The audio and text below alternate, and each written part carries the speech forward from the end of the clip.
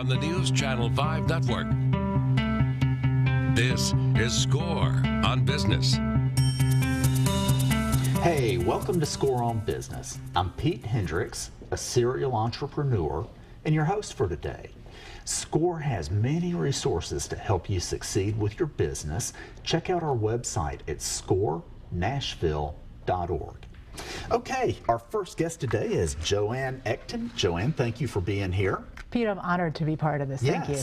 And she owns Eckton Enterprises. Joanne is founder of Eckton Enterprises and is a business performance architect. She's helped many organizations raise the level of performance of critical teams. So, Joanne, tell us about a time when you went into a company where things weren't so good, and when you left, they were good. Okay, I'd be happy to. Actually, I'd like to give you two examples, if I may. But, okay. Let me start with a question.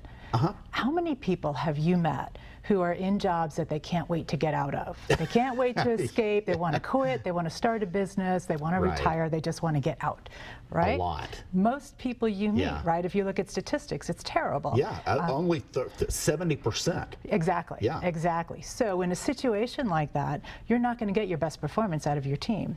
What I really focus on when I go into a company is figuring out how to change that work environment so that people are happy to be there, they're happy to show up and come to work, and they do their best work. And when you start doing those things, that's when performance can change. So I said I'd give you two examples, and I want to give you two because I want to give you one from a very large company and one from a very small company, because the techniques are the same and they're just as effective regardless of who you are. So first, there was a company I worked with, which is a Fortune 100 company, and they had just gone through a merger.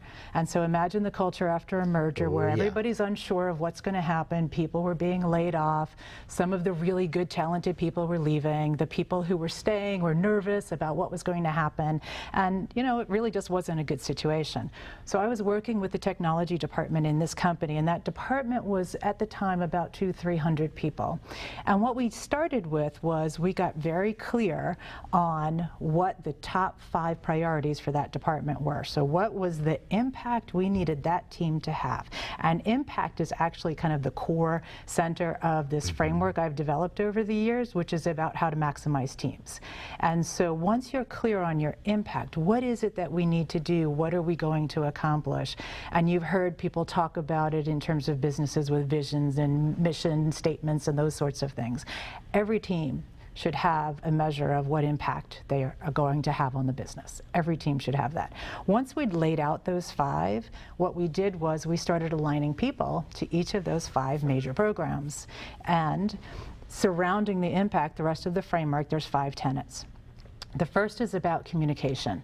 So are we bringing in the right people to talk across the teams about what's happening in the company, what's happening with them? When so look at that, think of that situation. So you're in a situation where you were working on one major project within a team aligned to that initiative, and you have no idea what's going on in the other 4. Right? So we were very intentional about putting forums in place to share what was happening across the board.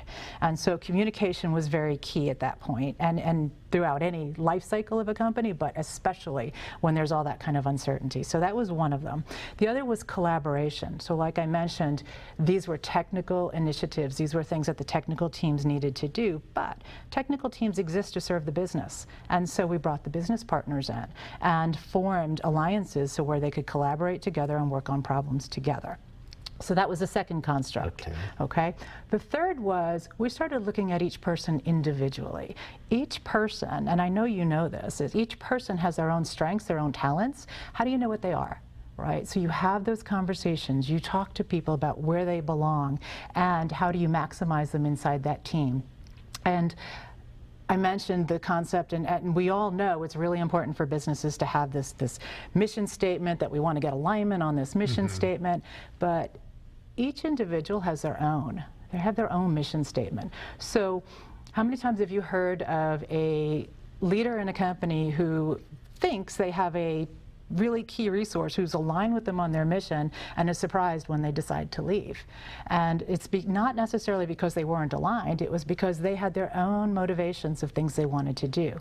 So in some of these more technical initiatives, these big type things, you'll have a business person who's looking at what's the impact to revenue, to growth, to customer churn, all those kinds of measurements. That's how they measure the importance of a project. A technical person may not care about any of that. They might care about, hey, I get to use this new technology, right? I get to learn some new skills that I can take forward to my next job. And so how do you know what those are without asking them? Right? We had one individual, to give you an example, when we talked to her, asked her where she wanted to be in 5 years, retired. She just wanted to be retired. So she was coasting. And this was a person with a lot of talent and a lot of skills who was coasting, and that's not a good situation. No. And in some cases, you know, you could leave it like that and then something bad would generally happen. But we didn't do that, right? We talked to her about what she wanted next. What were you going to do after retirement? What were the skills you needed to have to do those things? And then how can we help you develop them on the job?